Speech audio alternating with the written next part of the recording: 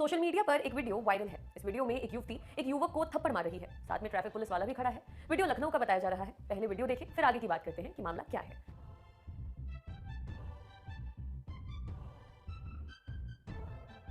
पर पैदल जा रही थी, एक कैब चालक उसके नजदीक से निकला। आरोप है कि गाड़ी की रफ्तार काफी तेज थी और गाड़ी से युवती को साइड लग गई। पुलिस ने चौराहे पर गाड़ी को रोक लिया।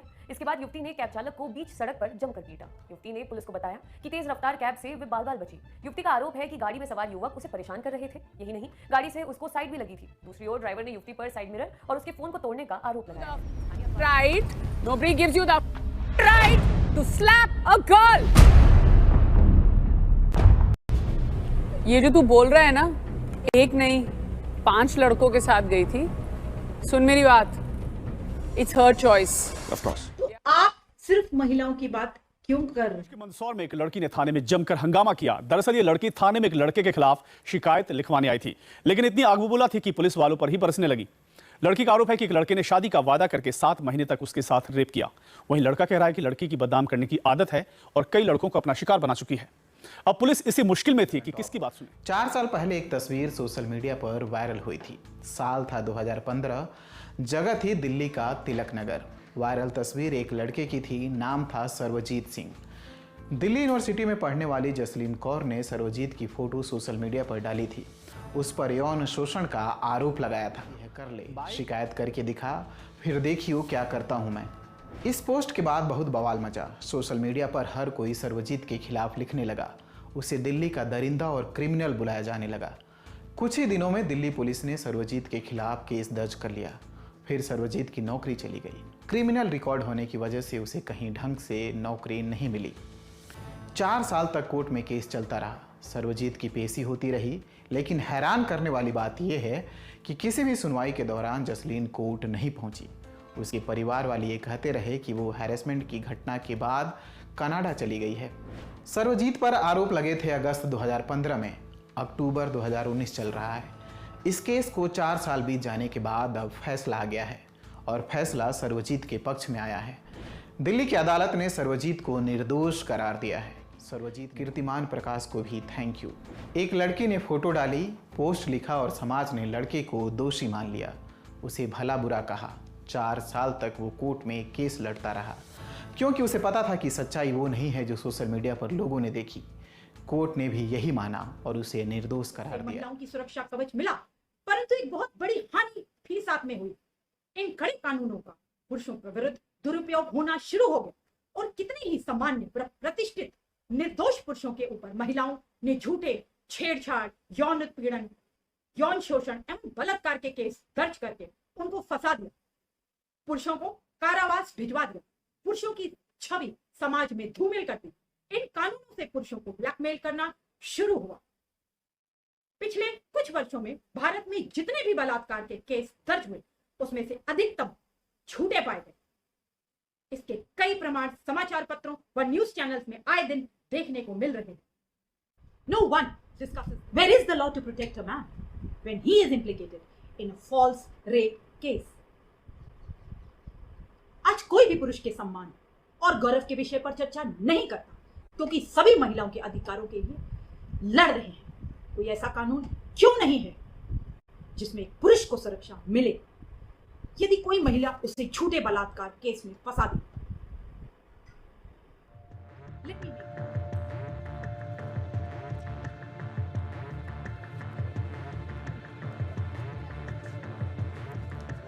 What needs to change in the media? What needs to change in the all this narrative? all whatever is in their head, all feminism, that has to be changed, that has to come out. Even men's are human beings. Even men's are human beings. They have to be given some respect, due respect. Rights. Men's are rights are human rights. Men's rights are human rights. How many of us have domestic violence case? Everybody are accused. Anybody has 376 rape case on them? Only one. Serious. A woman can do anything in India. The only thing is she requires to be a woman. Being a woman, I can abuse anybody. I can say anything that comes to my mind. I can say anything negative about religion and I can get away with it. But being a man, can you take that liberty? Can you do that? Can you have that rights or guts or strength to say something wrong against somebody and get away with that? No. A woman has that kind of right. A woman has that kind of power. You think that media is not paying that attention to men's problems? Just because they are men, they are neglected. Okay.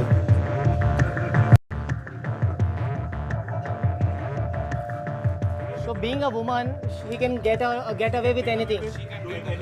And being a man, you are doing anything is wrong. साथ भी जुल्म होते हैं, लेकिन कोई इनको recognise नहीं करता या इंपॉर्टेंस नहीं देता। दोस्तों, सबसे पहली बात है, एक लड़का अगर अनएम्प्लॉयड हो, काम ना करता हुआ हो, किसी कारणवश उसकी नौकरी चली गई हो, लोग उसको इतना जलील करते हैं, उसको इतनी नीची दृष्टि से देखा जाता है कि कोई लिमिट नहीं है। पता नहीं ऐसा क्यों है। और कोई लड़की काम ना कर रही हो तो ठीक है, ये तो लड़की है। तो लड़कों पे इतना बर्डन बनाना, इतना प्रेशर बनाना सही नहीं है। और कोई बना रहा है तो आप अपने ऊपर प्रेशर मत लो। आप अनएम्प्लॉयड हो, आपकी जिम्मेदारी आपकी लाइफ है। कोशिश करो लोगों का, चाहे घर वालों का प्रेशर हो, मत लो। अच्छा, कई जगह मैंने देखा है, आदमी की जो तनख्वाह होती है, इनकम होती है, उससे तो घर चलेगा, और जो उसकी वाइफ की इनकम है उससे वाइफ ऐश करेगी, अपनी लग्जरीज पे खर्चा करेगी, घर की कोई जिम्मेदारी उसकी नहीं है।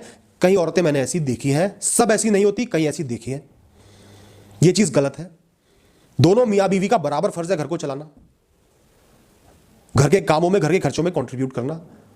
ऐसा नहीं होगा कि आप कमा रही हो तो भी घर का सारा खर्चा पति करेगा, आपको भी घर का खर्चा करना है और घर के काम भी दोनों को। बात यहां सही गलत की नहीं हो रही, बात यहां ये हो रही है कि जो चीज एक लड़की के लिए गलत है, जिसको समाज, सोसाइटी लड़की के लिए गलत बताता है, लेकिन हम सिलेक्टिवली वो चीज लड़के पे बीते तो उसको इग्नोर कर देते हैं, हंसी में टाल देते हैं, जो कि गलत है।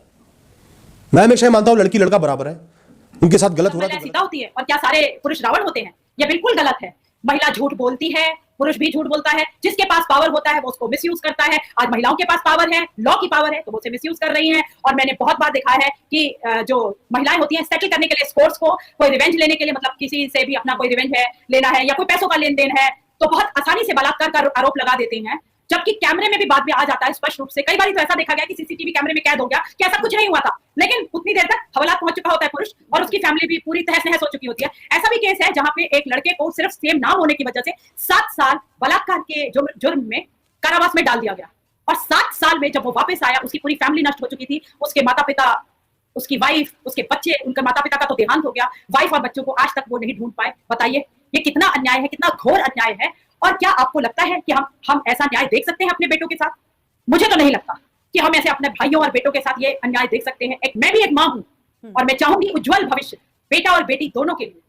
आपका क्या कहना है? महिलाएं या युवतियां जो हैं इस तरह के आरोप लगा देती हैं कि पुरुष फंस जाते हैं, लेकिन सबसे पहला सवाल यही है कि आखिर पुरुष आयोग जरूरी क्यों है आज के परिप्रेक्ष्य में? आपको बहुत सिंपल वे में बताना चाहूंगी कि पुरुष आयोग क्यों जरूरी है। देखिए, इस देश में महिला पुरुष दोनों रहते हैं।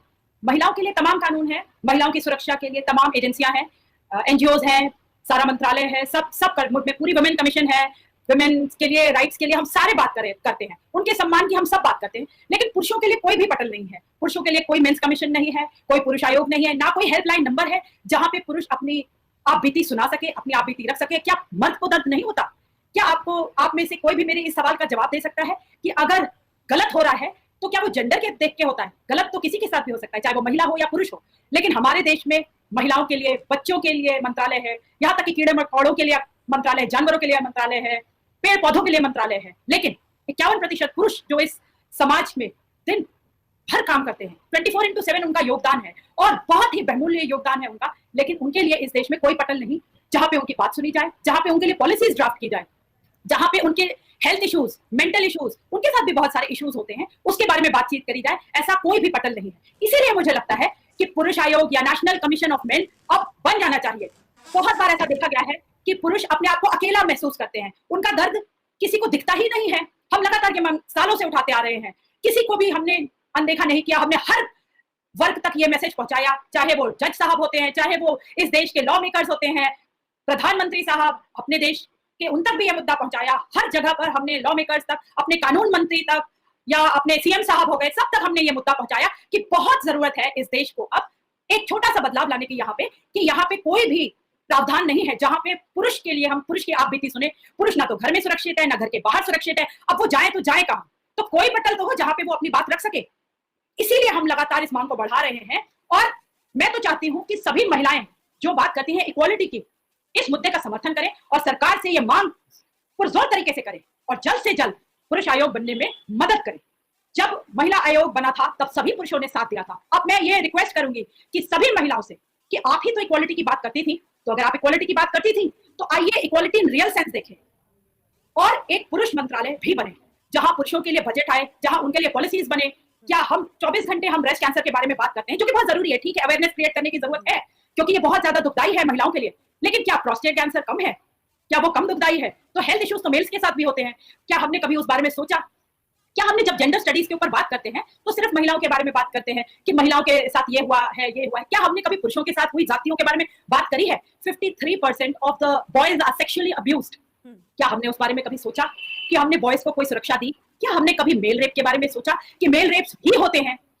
अब टाइम आ गया है बदलाव का, हम 21वीं सदी में रह रहे हैं। अब समय आ गया है यूथ एम्पावरमेंट का। बेटी बचाओ बेटी पढ़ाओ बहुत अच्छा अभियान था, लेकिन बेटियां बचानी बहुत जरूरी है, लेकिन बेटे मरवा नहीं सकते। तो इसलिए अगर हम चाहते हैं कि हमारा देश उन्नति करे, सबका साथ सबका विकास हो, तो हमें दोनों वर्गों की बात करनी होगी। मैं तो कहूंगी कि हम सब को एक साथ एकजुट होकर के आवाज उठानी होगी और पुरुष आयोग बनवाना होगा, जिसकी हमें डिमांड सरकार से पुरजोर तरीके से करनी पड़ेगी। और मैं ये जानती हूँ कि बहुत जल्द पुरुष आयोग बनेगा, मेरा ऐसा मानना है। मैं ऐसा आप सबसे रिक्वेस्ट भी करती हूँ और ये मेरा एक दृढ़ निश्चय भी है कि हम बनवा के रहेंगे और हम लेके रहेंगे पुरुष आयोग, क्योंकि अम्मा को भी चाहिए पुरुष आयोग, पापा को भी चाहिए पुरुष आयोग, भैया को भी चाहिए, बहना को भी चाहिए, सबको चाहिए पुरुष आयोग। आज हम लखनऊ केस के बारे में डिस्कशन करेंगे।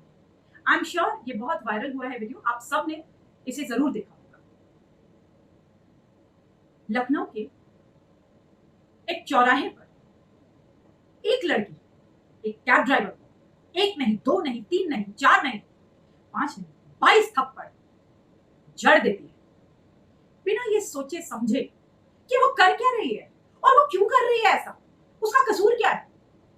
लड़का चुपचाप पिटता रहता है, चू तक नहीं करता, सिर्फ ये पूछता रहता मेरा कसूर क्या है, मैडम बता तो दो मेरा कसूर क्या है।